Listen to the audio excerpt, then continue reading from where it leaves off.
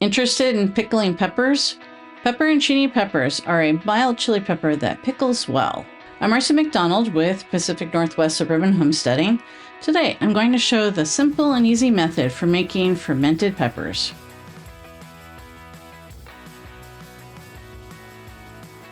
Scott, the homestead spouse and pickle enthusiast, doesn't like mushy canned peppers or other pickles, so I've been experimenting with fermentation methods. I previously made cucumber pickles successfully using fermentation. Check out the videos in the description. Unlike my disappointing first attempt at pepperoncini pickles a few years ago, this time I'm going to make fermented pickles out of the pepperoncini I grew. We aren't going to do anything fancy with these. I'm going to just use a straight salt brine without spices.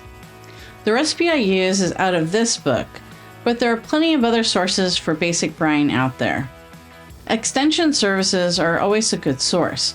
Oregon State University's Extension Service website has an excellent article on pickling vegetables, which includes multiple methods. You can download the whole guide to reference at need. Pepperoncini are often used in Italian cooking. We see them in Greek salads and on sandwiches. You can use them fresh, but they're great pickled. They're readily available in stores, but I thought it'd be fun to make my own. I thought these turned yellow when ripe. While waiting for them to ripen a bit, I found that lots of turned red instead. Once you pick or buy your peppers, the first step is to give them a good wash. This is particularly important because I'm pickling these whole, which means the stems will be left intact. I like to use these little baskets to help keep track of which ones are washed, which are not, and to keep them from ending up down the garbage disposal. Just use plain water and a brush. We want to knock off dirt, bugs, and obvious contaminants. We don't want to remove all microorganisms, however. We need some of them to do the fermenting for us. Next, we mix up our salt brine. It is widely stated in various sources on fermentation that chlorine can inhibit the kind of bacteria we need in fermentation, as well as the harmful microorganisms community water treatment practices target to keep people safe. We have city water here because we are in the suburbs, rather than drawing from a well, so we have chlorinated water. Check with your local water company to find out whether chlorine gas or chloramine is used. Ours is treated with chlorine gas, so leaving it out for 24 hours or running it through a common activated carbon filter will remove the chlorine. This can be done in a filter pitcher like we have here. We also have a filter installed as a part of our refrigerator water and ice dispenser. Chloramine will not be removed with either of those methods. I'll have to do more research to find out how a regular person can remove this. Distilled water or bottled drinking water can be used in a pinch. The salt used for the brine is critical. Make sure that you use the salt listed in the recipe. Mine calls for sea salt because it doesn't have iodine like regular salt. You want just plain salt without anything else in it. That means that the sea salt must be the regular white kind and not the fancy pink or other color salt. Those kinds of salts might add nice nuances to your flavor, but the color is from impurities, which means something other than just salt. They may be tasty impurities rather than the harmful kind, but we need to have the correct salinity in order to prevent harmful bacteria from hijacking our fermentation culture. If we get the proportions correct, then the nice beneficial organisms will thrive in the brine and convert our vegetables into tasty pickles. If the harmful critters take over, then we get smelly, spoiled food instead.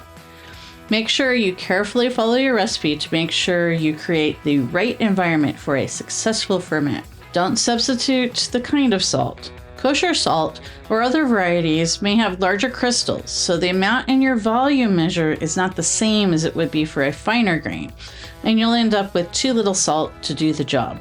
Make sure the salt completely dissolves before you use it. I have a fancy crock with ceramic weights that I bought for making large batches of cucumber pickles. I also have the more flexible option of using candy jars for small batches. Shauna, the remote homestead accomplice, gifted me these fancy airlocks and lovely glass weights. None of these are required for making any kind of pickles. For fermented pickles, you need a glass or ceramic vessel of some sort. Don't use metal containers because you will either be using an acid like vinegar or fermenting, which creates lactic acid. An acid can corrode the vessel, which is good neither for the food nor the container itself. I'm going to use a canning jar since I have lots of them and they can go in the dishwasher. Fill your jar with your washed peppers. I'm snipping off the tips of the stems before loading the jars. I'll speak to why in just a bit.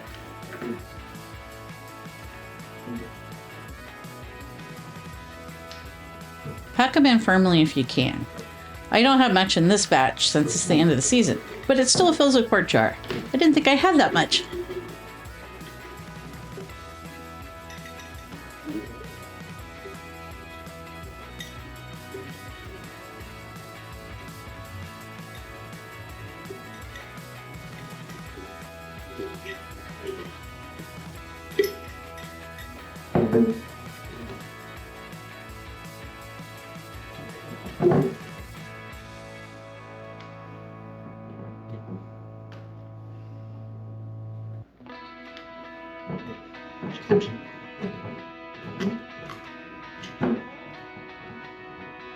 For this batch, I'm going to show a cheap, non-fancy method that doesn't require special equipment. You can use a canning lid or anything small and flat enough to fit inside of your jar to help keep the peppers under the liquid. In a larger vessel, people often will use a plate. On the left is a regular, also known as small mouth, lid. The one on the right is a wide mouth lid. I'm using a wide mouth canning jar for my fermentation vessel, so I'll be using a small mouth lid to help keep the peppers submerged. Next, pour in the prepared salt brine until the peppers are fully submerged.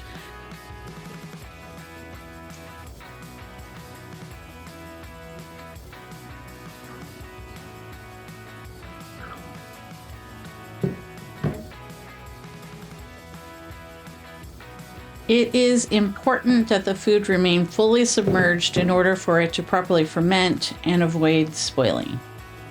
Next, I'll put a zip bag into the jar.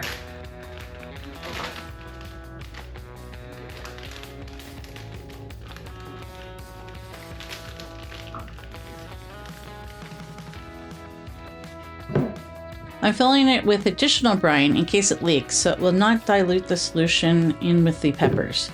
This will help weigh down the peppers, plus fill the jar mouth to keep mold spores, dust, etc. from getting inside.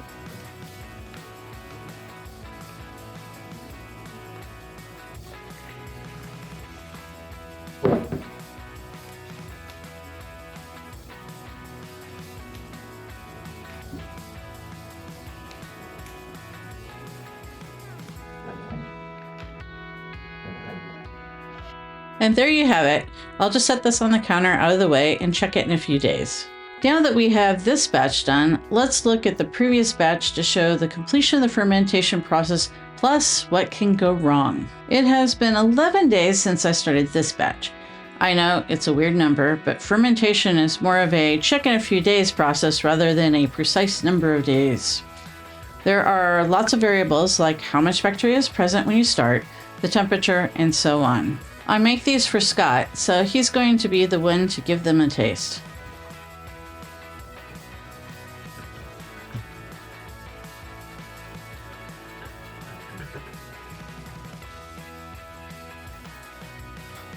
Not sure if that's a good sign or a bad sign.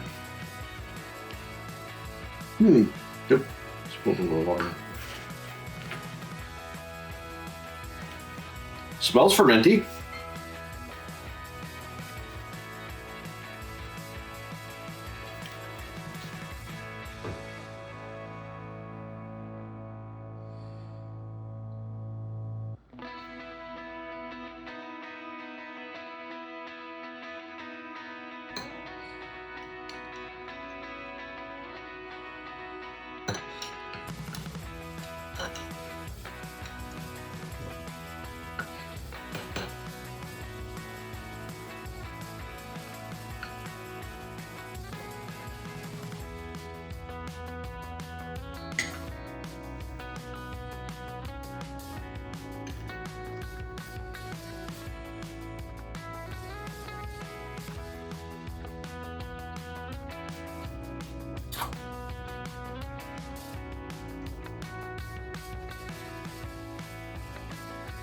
I think that worked.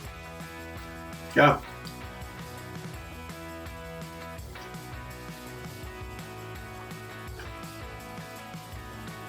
Yeah, I think that actually worked.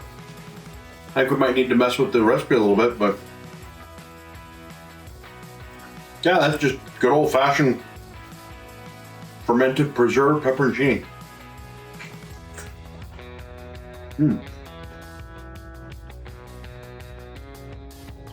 Pretty good.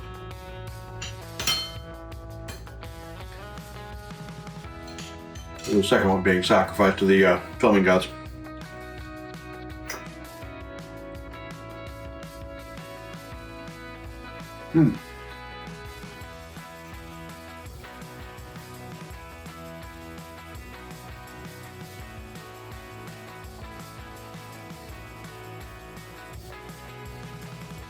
Yeah.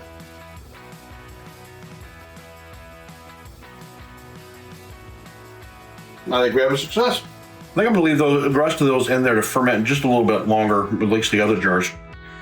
This one I think I'm just gonna put the lid on and refrigerate it. Give the other jars a couple more days. One of the cool things about these locks we've got, these fermentation locks we've got, they come with these little corks. So you don't even have to have a different lid. You could just put the cork right in. Pink, and you're done. And then this whole thing just goes right in the fridge.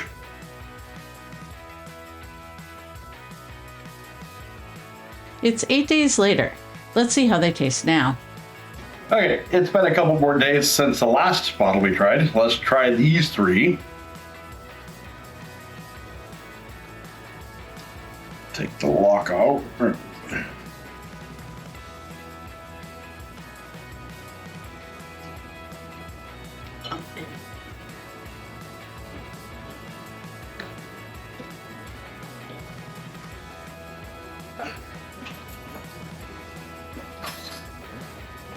So the first thing I noticed is that these smell more pepperoncini than the last batch did. The last batch didn't have a whole lot of direct pepper-like flavor or smell coming off of them, but as soon as I open this up, I get hit with the smell of pepperoncini pepper.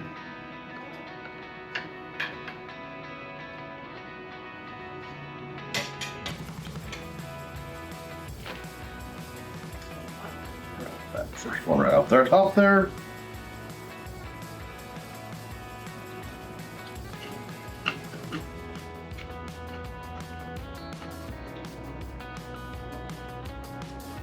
Definitely get the fermentation flavor in there. A lot more tart than the previous ones. Yet the pepperoncini flavor still comes out, and they're still crispy. Go for one a little bit deeper down in the mix. Yeah.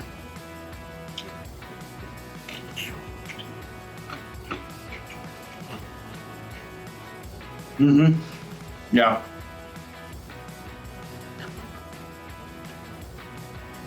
I like that. Yeah, that's really good. Now this was just very, very simple salt water. We didn't do any additional spices to this at all. It came out really good. Really, really brings out the flavor of the pepper itself.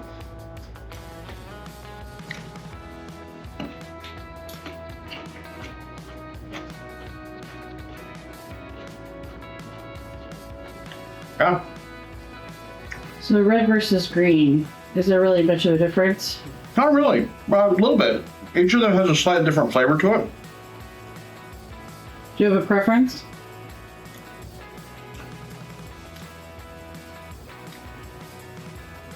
Not really, because they both taste really, really good, but in slightly different ways. The green has a kind of a more fresh, greeny flavor to it. Hard to describe. The red's got a slightly sweeter flavor to it. So the different age of the pepper obviously makes a bit of a difference in the flavor profile, but both of them are really good, and they both taste like pepperoncini.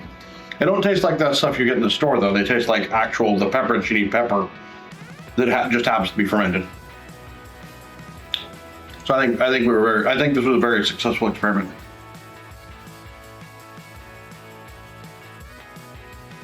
It is normal to have scum on the top of a ferment. The white stuff is a type of yeast and is harmless. I don't skim the scum when I do small batches with the airlocks, but I do skim the large crock if it gets too gunky looking. A small amount of mold floating well above the food is fine. This one, however, is not good. Always check your batches. If they smell off or have a slimy texture, then they are not safe to eat. The large amount of mold is an indicator that something went horribly wrong. There is a clear difference between the successful ferments and the ones that are not. I tried to get everything right, but we still had one jar that spoiled rather than fermented properly. Why? I'm not certain. I used the same exact brine on all 4 jars, and 3 turned out great. 1 did not. I'm going to make an educated guess that something on or possibly in a pepper tipped the balance in favor of the harmful bacteria and mold. It is a risk when you use whole peppers that you can miss a tiny hole where something burrowed inside a pepper or harmful microorganisms hid in the stem somewhere. We looked over the spoiled peppers and did not find anything obvious. Sometimes things go wrong. This is a home kitchen and I cannot control all of the variables like a commercial operation, but I can reduce many of them.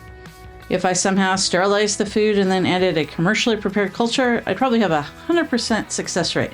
Instead, I'm relying on wild yeast and bacteria and end up with a much more flavorful product. As I said, this is the first time I've had a fermentation project go bad, and it was only 1 jar. I've never had a failure on cut vegetables though. It is easier to remove any rot, contaminants, etc. That's why I snipped off the ends of the stems on the most recent batch of pepperoncini. Don't be afraid to pickle your own food. Yes, you can do everything right and still have a small chance of failure. It's still worth it to make my own pickles though. I've been doing this for a few years with great success. Scott enjoys the pickles I make for him, and that is what matters. Thanks for watching. Please like and subscribe. Until next time, be curious, keep an open mind, and never stop learning.